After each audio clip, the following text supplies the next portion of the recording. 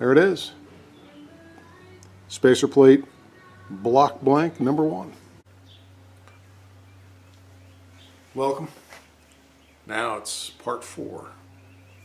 The weather's turned kind of nice, and I think we're going to be able to pour just maybe 2 of these blocks today. I've got enough time for that. Quite a compressed schedule.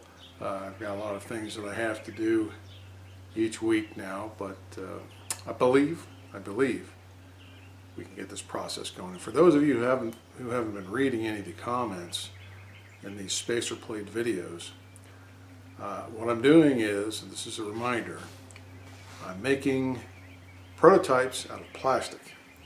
Now, you can't use these kinds of plastics on an engine. You can't submit them to gasoline because they'll absorb the gas, turn into putty, and then you got a problem. Now, what I'm going to do is build myself my own wet flow bench and try to see if I can, measure differences between these 2 different styles of plates.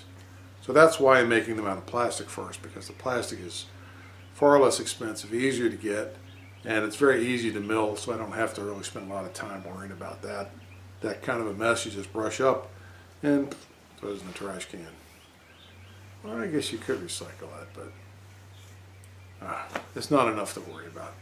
Anyway, let's get to it.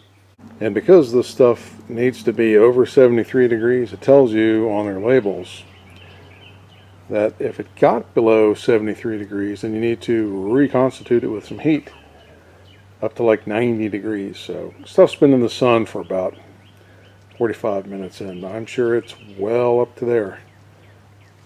All right, let's start mixing and pouring. Now, some of this stuff is what I picked up the other day, and you saw that video.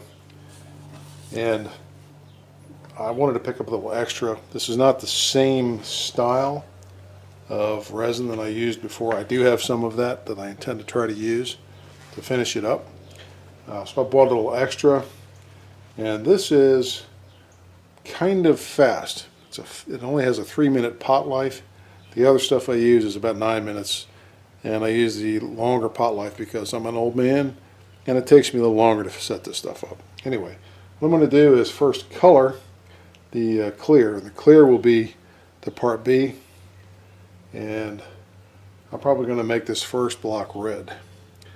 So I'm not just going to call them spacer plate 1, 2, 3, whatever. I'll actually, the red plate, the green plate, the orange plate. Makes it easier. All right, so let me pop these open and mix it up.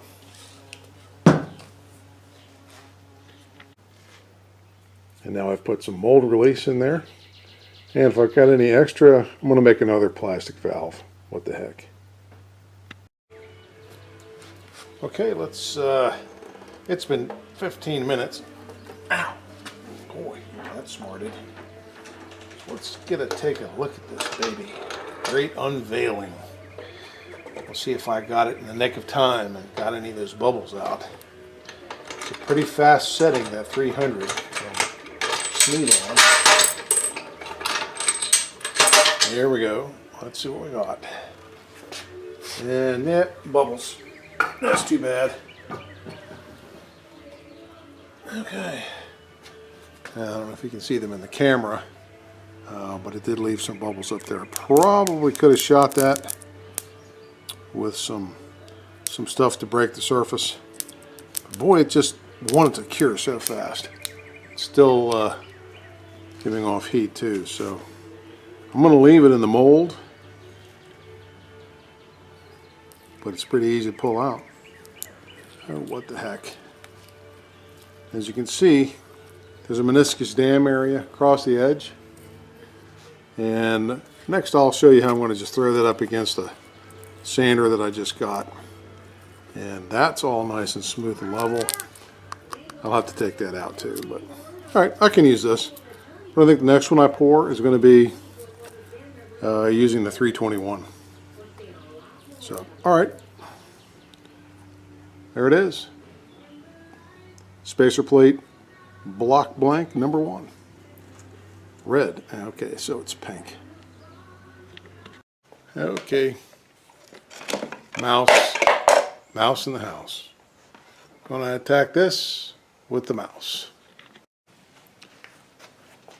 Okay, so by sanding down that meniscus dam area out along the edge, and you want to sand it, kind of camfer it down away from my flat surface, so that when I go to put it on the table of the milling machine, I'm going to keep that nice flat surface that I got by pouring it down on the flat level surface at the bottom of that curing pot.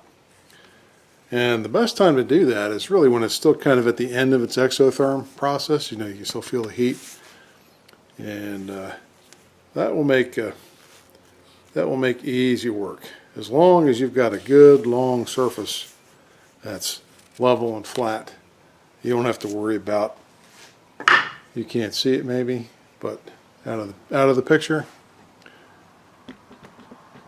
There we go. There's your picture. So you want to be able to have that thing flat as a pancake when you start milling it. And for this particular piece, I may do a little cleanup on the bubbles afterwards, but I think a lot of that's going to get taken out by that design for that 2-barrel manifold. All right, thanks for watching.